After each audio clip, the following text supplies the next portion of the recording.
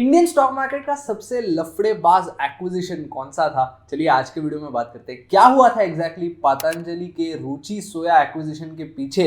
Exactly ये scam कैसे unfold हुआ, चलिए आज बात करते हैं। अब ऑब्वियसली सारे ऑफिशियल्स बोलेंगे कि ये स्कैम नहीं है, लेकिन जो ट्रांजैक्शंस हुए थे वो कुछ और बताते हैं। चलिए थोड़ी हिस्ट्री से शुरुआत करते हैं। जो रुचि सोया कंपनी थी वो एक एफएमसीजी की तरफ मूव होती हुई कंपनी थी, जिसने सोयाबीन प्रोडक्शन के साइड से स्टार्ट किया एंड धीरे धीरे ऑयल प्रोडक्शन में घुसने लगी। उसके बाद बाकी सारे प्रोडक्ट्स भी बनाती थी। लेकिन म्यांमार जो कंट्री थी वहां से बहुत सारे रॉ मटेरियल्स इंपोर्ट होते थे जो ऑयल बनाने में जाते थे, और म्यांमार ने इन सारे रॉ मटेरियल्स पे जो ड्यूटी लगती थी उसको बढ़ा दिया। तो इंडिया में जो सारे प्रोड्यूसर्स इन रॉ मटेरियल्स को यूज करते थे उनको प्रोडक्शन एक्सपेंसिव हो गया, जिसमें से रुचि सोया भी एक कंपनी थी।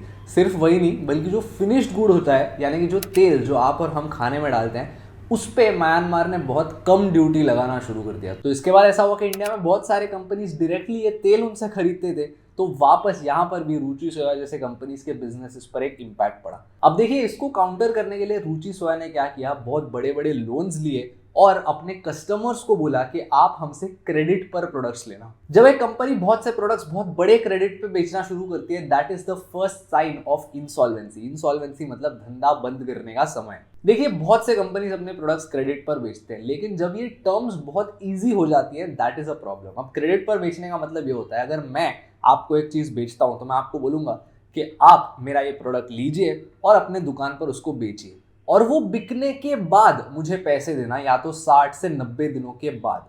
तो जैसे जैसे ये 60 दिन 90 दिन बनते हैं, या जैसे 90 दिन 120 दिन बनते हैं, that's the first warning sign और may be a problem for that company. Because अब ये कंपनी अपने कस्टमर से जल्दी जल्दी कैश नहीं ले पाएगी, और अगर वो कैश नहीं ले पाई तो अपना धंधा एफिशिएंटली नहीं चला पाएगी। तो इसी की वजह से रुचि सोया इवेंचुअली बैंकरप्ट हो गई। उसने 5,000 करोड़ के लोन्स लिए थे कुछ इंडियन बैंक्स से, एंड ये सारे लोन्स डूब गए और बैंक्स का बहुत बड़ा नुकसान हुआ। तो अब इसी टाइम पे अदानी साहब पिक्चर में आ गए। अब उनकी एक कंपनी आपको पता है, अदानी विल्मार, जो कुकिंग ऑयल के बिजनेस में।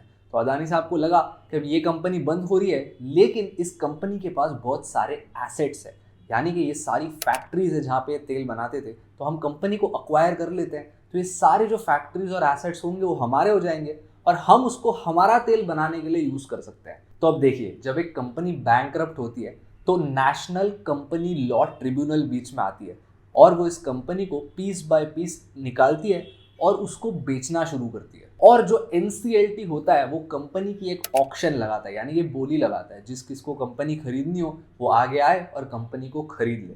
अब अगर आप ये कंपनी खरीद देते हो तो कंपनी के लोन्स भी आपके सर पे आ जाते हैं और कंपनी के एसेट्स भी आपके सर पे आ जाते हैं।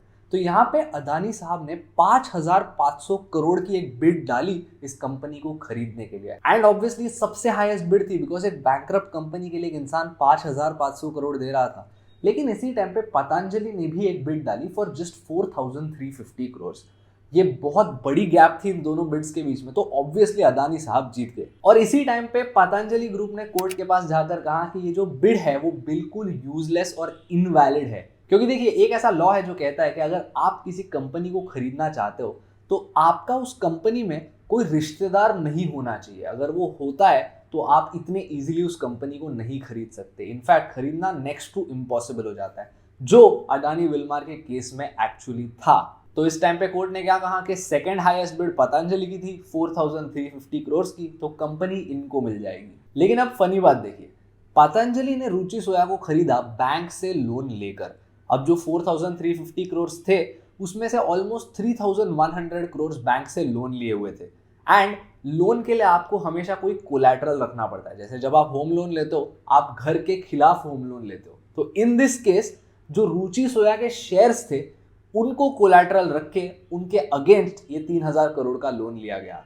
And the funniest part is that ये लोन उन्हीं बैंक्स से लिया था जिन बैंक्स ने रुचि सोया को लोन दिया था बिफोर रुचि सोया शटडाउन। टिपिकली जब आप एक लोन लेते हो किसी कंपनी को खरीदने, उसको फाइनेंस के टर्म्स में लेवरेज्ड बायआउट बोला जाता है। एंड रिसेंट टाइम्स में आप ये भी जानते हो कि रुचि सोया का एक एफपीओ आया था, यानी कि फॉलो ऑन पब्लिक ऑफरिंग। अब फॉलो ऑन पब्लिक ऑफरिंग में क्या होता है, आईपीओ की तरह ही एक ऑलरेडी लिस्टेड कंपनी और नए शेयर्स इशू करती है पैसों के एक्सचेंज के लिए। एंड ये जो सारे पैसे थे वो इसी लोन को रीपे करने यूज किए गए थे। मतलब इफेक्टिवली जिस कंपनी के लिए अदानी साहब 5,500 करोड़ दे रहे थे, वो पतंजलि ग्रुप को अप्रोक्सीमेटली 1500 करोड़ से भी कम में मिल गई, क्योंकि लोन का भुगतान आप और हम रिटेल इन्वेस्टर्स ने किया था एफपीओ के लिए सब्सक्राइब करके। तो आपने इस पूरे ट्रांजैक्शन में देखा होगा कितने सारे क्वेश्चंस हमें नजर आ रहे हैं, जैसे इन सारे बैंक्स ने पतंजलि को लोन दिया ही क्यों, उसी कंपनी को खरीदने जिसने इन बैंक्स के लोन पर डिफॉल्ट किया है। सिर्फ वही नहीं, बल्कि जो फॉलो ऑन पब्लिक ऑफरिंग था उसकी वैल्यूएशन भी रिडिकुलस थी। मतलब जो भाव आप और हमको बताया जा रहा था वो एक्चुअली कंपनी का भाव था भी नहीं। सिर्फ वही नहीं, बल्कि पतंजलि के लीडर्स ने पब्लिकली अपने स्पीच में लोगों को रुचि सोया के शेयर्स को खरीदने के लिए ओपनली बोला है। एनीवे, जब ऐसे शेयर्स मुझे दिखते हैं मैं तो इनसे पूरी तरह दूर रहता हूं, बिकॉज अगर बाहर से हमको इतने सारे क्वेश्चन नजर आ रहे हैं तो शायद अंदर क्या चल रहा है हम नहीं जानते। एनीवे, रुचि सोया जो आज पतंजलि फूड्स है, इसमें आपने इन्वेस्ट किया है या नहीं आप मुझे कमेंट्स में बताइए, और करोगे या नहीं ये भी बताना। एनीवे, इस वीडियो ने आपके लाइफ में कोई भी वैल्यू ऐड की तो उसको लाइक कीजिए और मेरे चैनल को सब्सक्राइब कीजिए और बेल आइकन दबा लीजिए, क्योंकि मैं हर एक हफ्ते 2 वीडियोस कंसिस्टेंटली पोस्ट करता हूं ताकि आप उनको मिस ना करो। मैं आपको मिलूंगा अगले वीडियो में, तब तक के लिए अपना ख्याल रखना। I will see you around.